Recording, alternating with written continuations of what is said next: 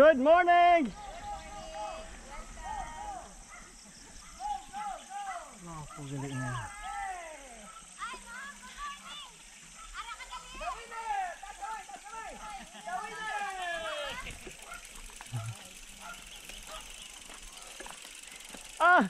Ito na pala ating kalaban. Oh, sa farm mo. Talo tayo. Winner, may winner. May winner na, may panalo na.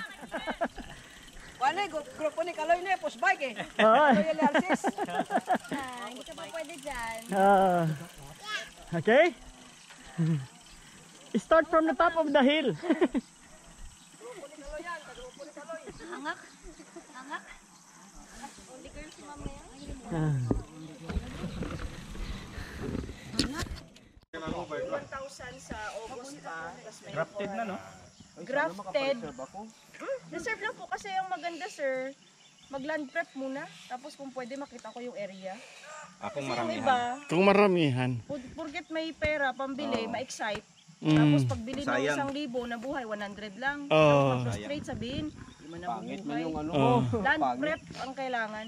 Kagaya sa akin, hanggang doon naman yung langka, 1,000. Kung mga kuan lang, Una dyan, pang luti-luti lang. Oo. kami doon. Ma'am, Survive mo na siya ba? pwede po makabili ng mga isa, dalawa lang, pang backyard lang namin. Pwede naman pala. Yeah, okay. Pero kung more than 100 na, reserve na tayo. Oo.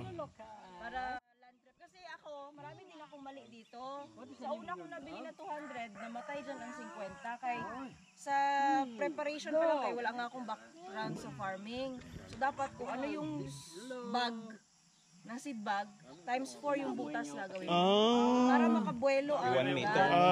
nangyari Para kasi, sigurado 1 meter. sakto lang sa 1 meter by 1 meter. isa lang edad yan sa, pero may mga bansot, nagapulupot ang ano, ang ugat. Gusto niya pala loose yung soil para very free yung roots niya. Kaya dapat ang, kaya kami mag-mounting, kaya para ugat niya makita namin maglabas, dapat para siyang spoke ng bike magganyan-ganyan. Hindi mo makita na gumaganyan siya, oh.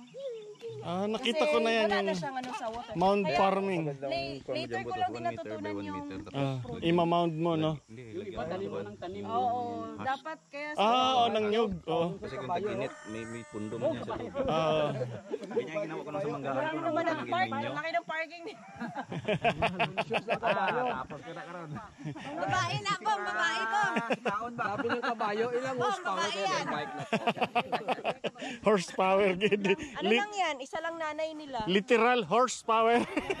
Kabayo, hindi namin alam, buntis. Ganda. Oh, yun yung puti doon. Tapos yan yung anak niya yung brown. Hindi namin alam buntis ba. Ngayon hindi man na-train kasi may mga issues dito noon, hindi ko siya na-train. Tapos may pumuntang lalaki, bumaba lang. Ikastahan niya naman yun. Ayan na yung anak yan, si Lola, yung katakbo-takbo na. Pumunta na yung lalaki. Oo, tapos umalis din. Umalis din. Iniwan. Ganon talaga mga lalaki. Kaya talaga mga lalaki.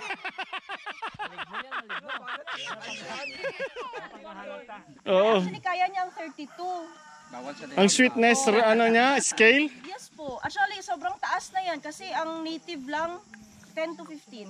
Ano po yung name ng langka? Ivyark. Ivyark? Or Abuyog Sweet. Abuyog sweet. Oo. Kasi galing, no-origin ito sa Leyte, sa Abuyog Leyte. Oo. Ivyark, kasi gawa siya sa Research Center, Eastern Visayas Institute Agricultural Research Center. Sila nag-produce Pero ng that was, genetically, yan ma'am? most likely, kasi doon siya Oo. pinagalan So mga 50 years ago na. So sa vlog ko, merong yung first day na kinain ko, may 5th day and 7th day. Hindi siya Nagbago. nagasabaw unless, syempre nasa ref, medyo chiller ba yung lamig. Ganun lang, moisture. Pero crispy pa rin siya. Crispy. Ma'am, matanong ko lang. Ma'am, taga saan po kayo originally? Ang hometown ko po, North Cotabato. Elementary high school, then nag-aral ako sa Manila, college, CU Makati, school, training, work experience for almost 15 years. Tapos dito, magsi 6 years. Kaya na ako ng sarili kong clinic. So, dentist turned farmer kayo? Both. Not turned. I'm still a dentist. I just go beyond my profession. Para lang makahanap ako ng other source of income. Kasi ang dentistry naman or kahit anong type ng work mo, kung wala ka dyan, wala ka income unless negosyante ka. You can have people work with you and make money for you, mga ganon. And you can help people naman. Oo, tama. So Okay. ako kasi na-realize ko, kahit yung nanganak lang good ako, buti hindi ako maselan ba? 2 weeks naka-leave. Wala ako 2 weeks sa clinic, so wala din income. Oo, yun. Bitayan mo ng 1 ton siya mag-bend. Oh, talaga? Very sturdy. Na iron. Ah. Ang seedlings niya, 60. Straight. Na parang yung kagaya sa Japan. Tsaka hiwa-hiwala, hindi clamping. Flowing mo Hindi siya clamping. Kaya pwede siya pang landscape. Tsaka pag mag-harvest ka, dahil siya clamping, pwede ka maglusot-lusot sa gitna. Tsaka yung sucker niya, hindi nakakain, kaya hindi ka mag-worry na may sapat. Yung pambok niya.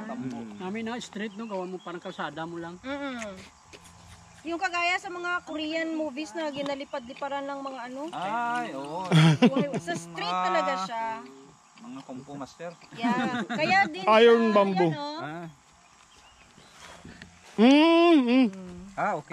Ay, oo. Itong sa mga Kaya gusto ng China ito kasi yung machine kasi nila ng pang-cutting, idea lang yan for straight. So hindi sila pwede magbili ng mga nagka-kilo-kilo. So isa lang ito pala, isa lang ito siya. Hindi, gitanim ko lang dito iba, pero yung iba nandun na. Hindi, pero I mean kung magtubo siya, isa lang yan siya. Hindi, Pero makakuha ka ng similya dito. hindi pa.